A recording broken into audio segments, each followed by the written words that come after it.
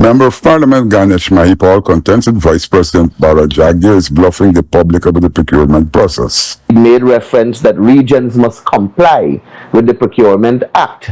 And I don't know why that suddenly is there in his head. The regions are supposed to comply with the Procurement Act, and this is something that the coalition has been ensuring when we were in government, and even though we are in the National Assembly as the opposition, we keep hammering the importance of us adhering to the laws that exist. And in this sense, the Procurement Act requires for the Regional Procurement and Tender Administration Board to comply with the Procurement Act of 2003. He said that the edict shouldn't be confined to the regional boards.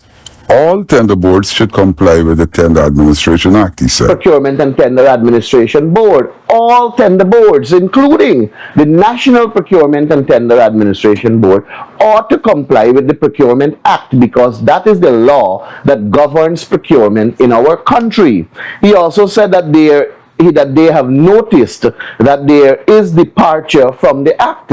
Now, if you have noticed that there is departure from the Act, then you need to act.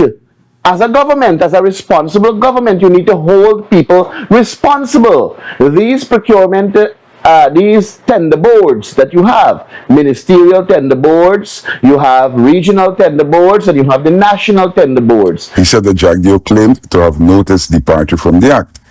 However, he hasn't acted. And we have found that in for example, regions 4, 7, and 10, they don't have any representation from the Regional Democratic Council that is elected by the council to sit there. But all other regions that were won by the PPP, they have representations that are elected to sit on their regional tender board. Deliberately set out to politicize the system.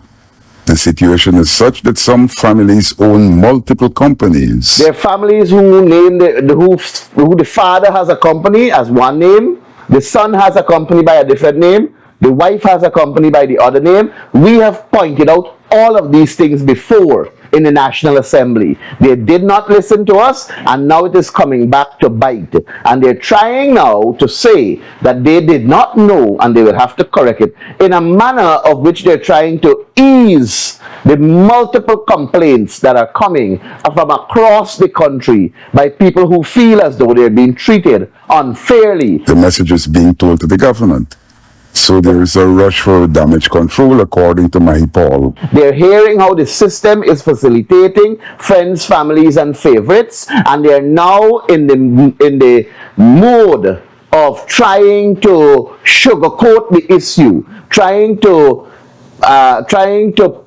pamper people's anxiety, trying to say that they are going to look at it. And then as we come closer to an election, they're going to say, okay, we did not know about all of this. In our next term, we're going to fix it. Well, there's going to be no next term. Because the people out there are fed up.